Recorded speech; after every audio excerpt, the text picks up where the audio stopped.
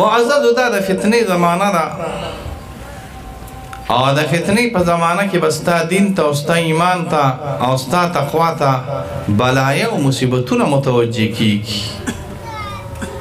بعضې بلایا او بعضې مصیبتونه به داسې چې هغه به د خارج نه وي او بعضې بلایا او بعضې مصیبتونه به داسې چې هغه به ستا د نفس او د قلب نه ستا د ایمان د کمزوروالي کوشش کوي.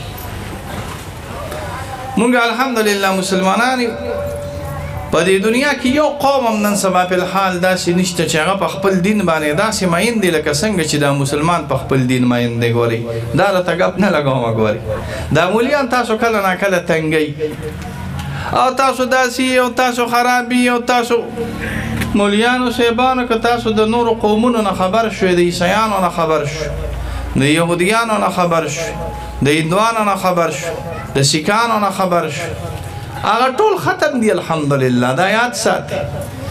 دا مخامخ چې راته ناست دي که نه دا زما په تاسو یقین راغلی دی چې تاسو انشاءالله عاشقان د خپل دین او د الله او د رسول صلی الله علیه وسلم راغلی.